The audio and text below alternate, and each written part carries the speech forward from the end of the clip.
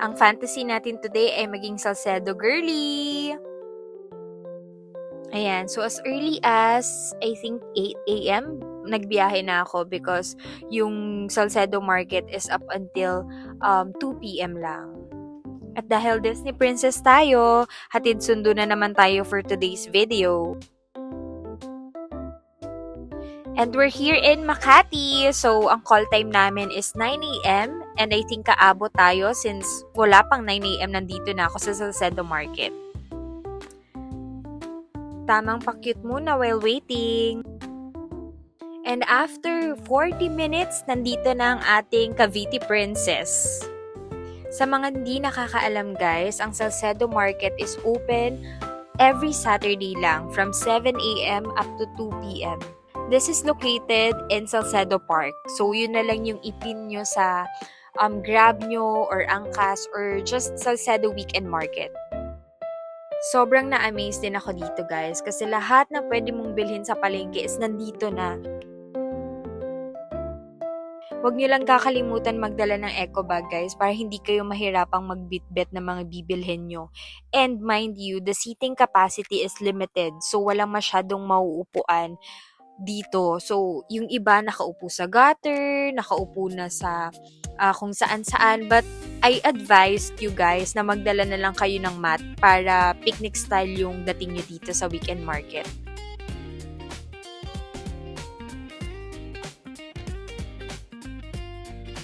Ayan, meron din sila ditong fresh fruits and vegetables guys. Sobrang daming pagpipilian. Kung wala lang akong ganap today, namili na rin ako dito.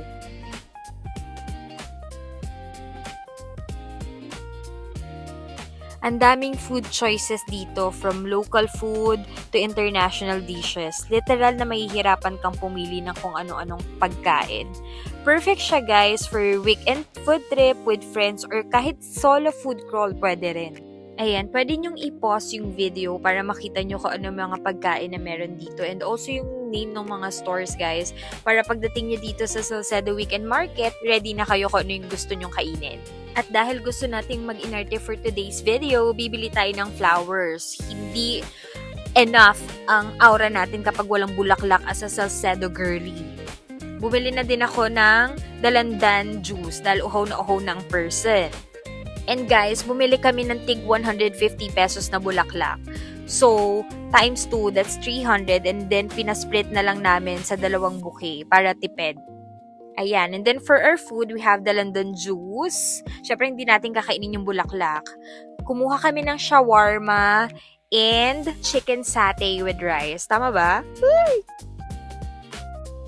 At dahil nga sinabi ko sa inyo na walang mauupuan dito sa Salcedos, naghanap na lang kami ng pwedeng pagpwestohan sa gilid-gilid. So, ayan, mukha kaming homeless dito. Pero for the chika pa rin habang kumakain.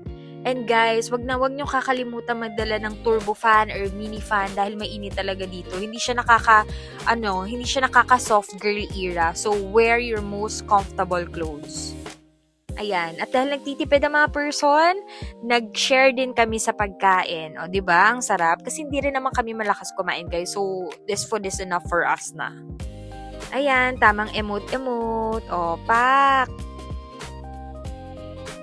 At dahil hindi pa tapos ang paglalaro natin ng yaman-yamanan, pupunta tayo ngayon sa Matcha Bar. Matcha Bar is located in Legazpi Village. So, sa kabilang side to, guys. Ayan, i-pause nyo na lang, guys, para makita nyo yung menu na ino-offer nila dito. So, sobrang excited na ako for the matcha.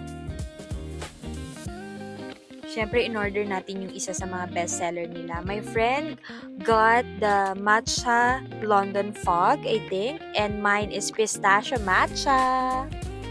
Ang sarap nito, guys. Lasang-lasa ko yung pistachio and matcha in one. Oh my gosh.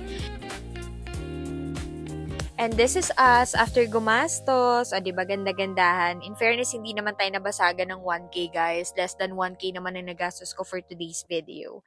Ayun lang. Thank you sa pagsama for today and see you in Salcedo. Bye!